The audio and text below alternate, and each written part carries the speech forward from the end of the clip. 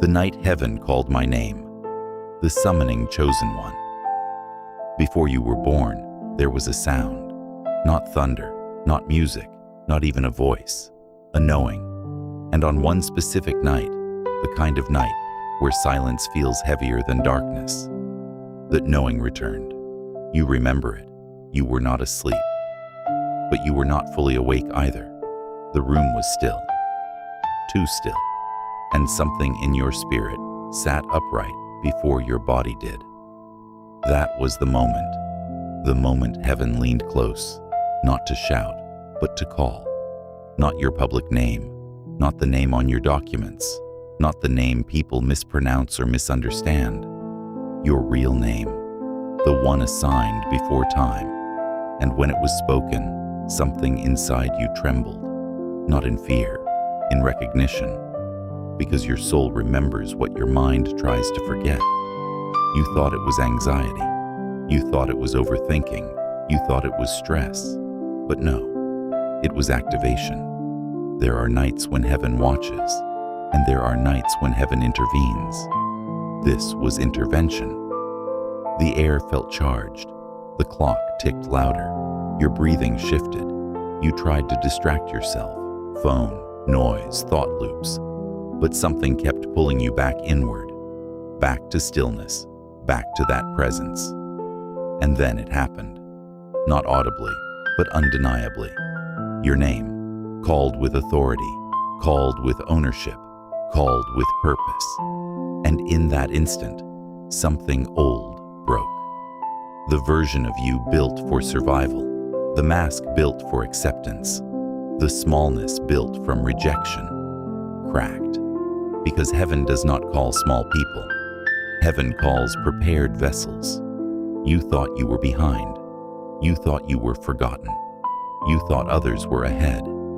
But that night revealed something dangerous. You were being positioned.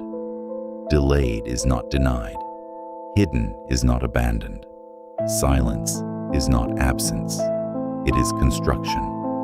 And that night, construction finished. The fear you carried for years, it started dissolving.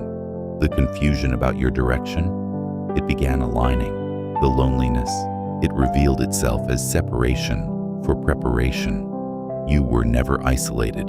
You were insulated, protected from noise, protected from premature exposure, protected from environments that would have diluted your assignment.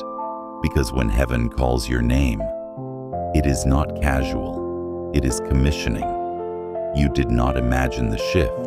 You did not exaggerate the weight of that moment. You were marked, and marking always comes before movement.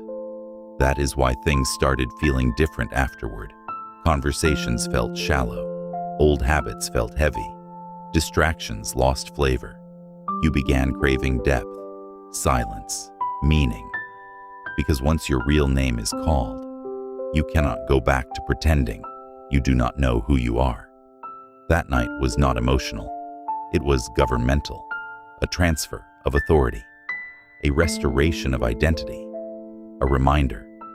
You were chosen before you struggled, and something in you whispered back, I remember. That whisper, that was agreement. The assignment chosen won. Heaven does not call a name without attaching a mission. The night you were summoned was not for comfort, it was for commissioning. After the calling comes clarity. After identity comes instruction. And the instruction did not arrive as a blueprint, it arrived as a burden, a holy weight. You woke up different, not louder, not more dramatic, but more aware. You began seeing patterns, cycles, repeated lessons. Doors that closed right before distraction could trap you. People who left right before dependency could weaken you. You thought it was loss. It was alignment. The assignment began revealing itself in fragments, not all at once. Because if heaven showed you everything at once, you would mistake magnitude for impossibility. So it came in layers. Layer 1, separation. You started outgrowing rooms you once prayed to enter. You stopped laughing at conversations that once entertained you. You felt alone in crowds. That wasn't arrogance. That was elevation pressure.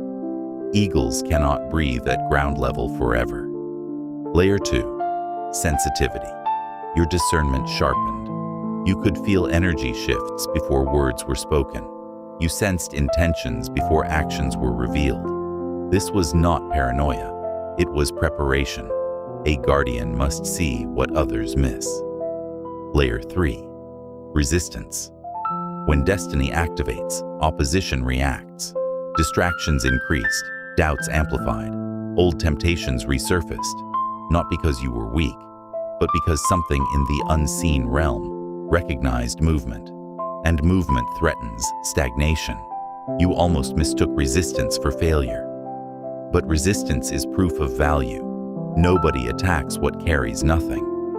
The assignment began whispering through discomfort. You were not called to fit in. You were called to build. And building requires breaking. Breaking comfort, breaking fear, breaking inherited limitations. You started revisiting your past with new understanding. The rejection, training for independence. The betrayal, training for discernment.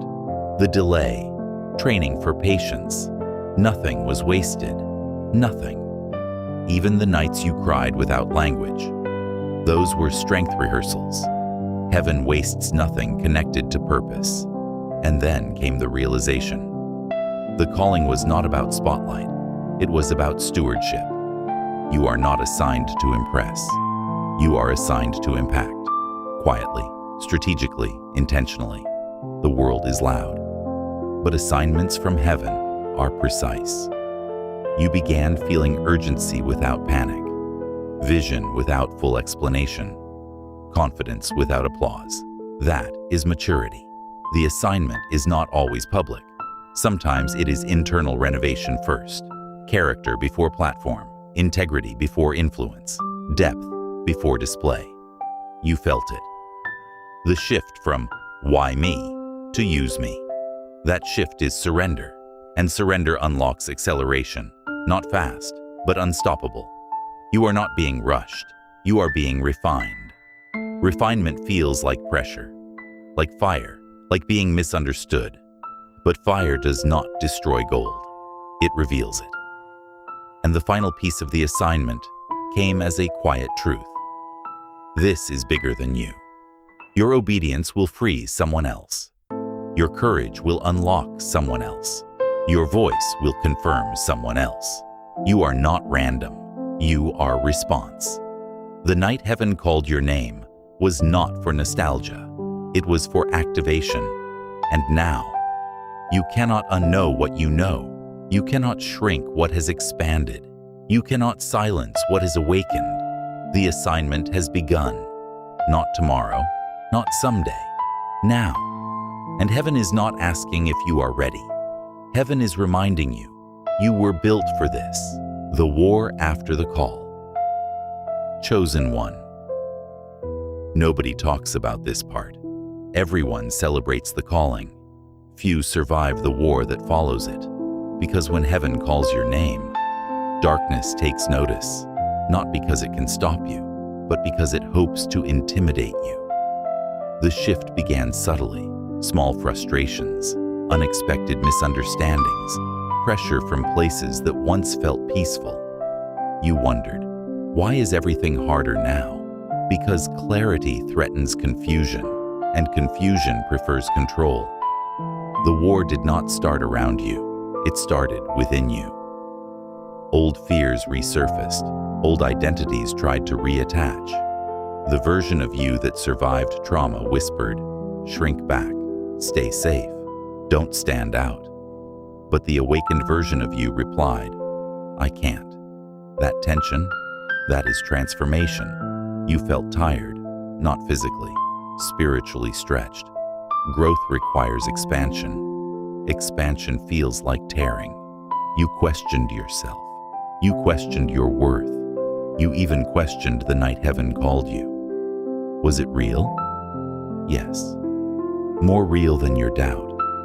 Doubt is the final defense of your former self. and your former self is fighting for relevance. But the war is not punishment. It is proof. Proof that the calling was authentic. Because counterfeit assignments never trigger resistance. Real destiny does. You began losing interest in what once controlled you. Attention, validation, approval. And that loss felt like loneliness. But it was purification. The war stripped you of ego, of performance, of the need to explain yourself. You stopped defending your silence. You stopped chasing closure. You stopped begging for understanding. Because something inside you stabilized, a quiet authority. You noticed something powerful. The attacks were loud, but the guidance was calm. Heaven does not compete with chaos. It anchors.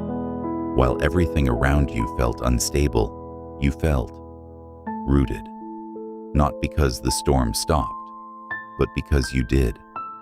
The war also exposed who was assigned to you and who was only attached to your comfort. Some people disappeared, not because you failed, but because they were never meant to walk into this level. Elevation rearranges access, and access is a privilege. You stopped explaining your growth. You stopped apologizing for your boundaries. You stopped diluting your light to protect fragile egos. That was victory, not perfection, not applause, stability. The war teaches what the calling could not. Endurance, discernment, authority. And one night, not dramatic, not loud, you realized something. You were no longer afraid, not because problems disappeared, but because identity solidified. You know who you are now, not fully, but firmly. The war did not destroy you. It defined you. And the most dangerous thing about you now, you cannot be convinced you are ordinary. You have seen too much, felt too much, survived too much. The night heaven called your name was ignition. The assignment was alignment. But this war forged you. And forged people do not fold. Now the noise does not shake you. It reveals who is not grounded. Now delay does not scare you. It strengthens strategy. Now opposition does not intimidate you. It confirms impact. The war is not forever, but it was necessary. Because destiny without endurance collapses. And you are still standing. Not by accident, not by luck, by design. Heaven called your name. You answered, you endured, and now you are becoming.